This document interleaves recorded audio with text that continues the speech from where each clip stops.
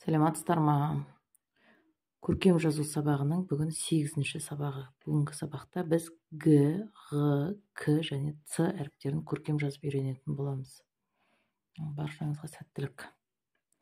Г әріпін жазу үшін әдеттегідей жазу жолақшамыздың үстіңгі бөлігінен төменге қарай көлбеу түзуді жағалай отырып төмен түсеміз, төменгі түзуге дейін. Және оңға қарай имек жасаймыз. Екі ұяшық тастаймыз, келесі Г әріпін жазамыз.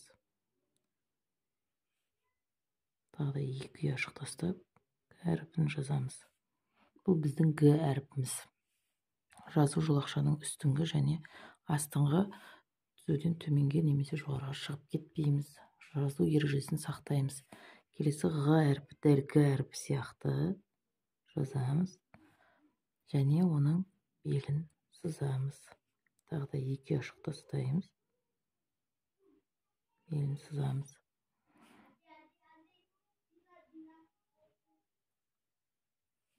Келесі енді бізде К әріпі.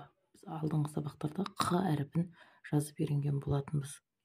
Бұның бауы байланбайды. К әріпін жазу үшін жазу жолақшамыздың үстіңгі бөлігінен көлбеу түзуді жағалай отырып түзу түсіреміз.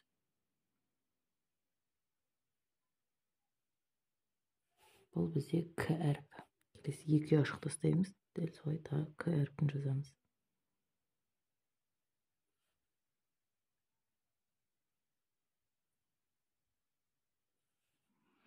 Енді Ц әріпін жазамыз. Цирк.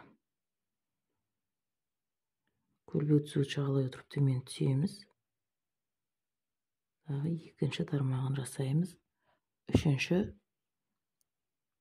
төменге қарай түсіп бау байлаймыз. Бұл бізде Ц әріпі.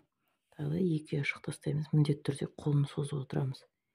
Келесі сөз жазған кезде әріптер бір-бірімен байланысу үшін қолын созу өте маңызды. Екі ұяшық тастап келесі тағы да Ц әріпін жазатын боламыз. Не бізде бұл Ц әріпі. Әрбір жазу жолақшаның соңына дейін әріптерді толықтырып жазып қайталаймыз.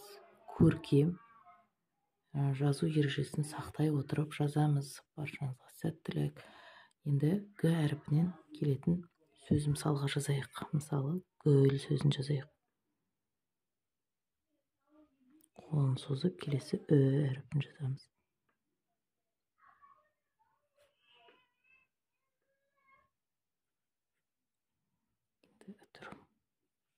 Ғарыш.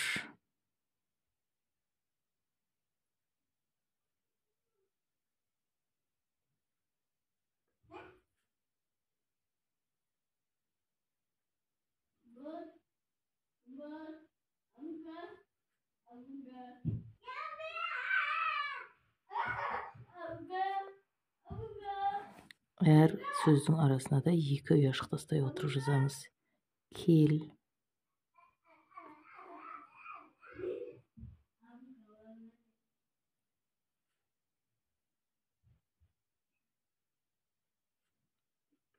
Және цирк сөзін жазайық.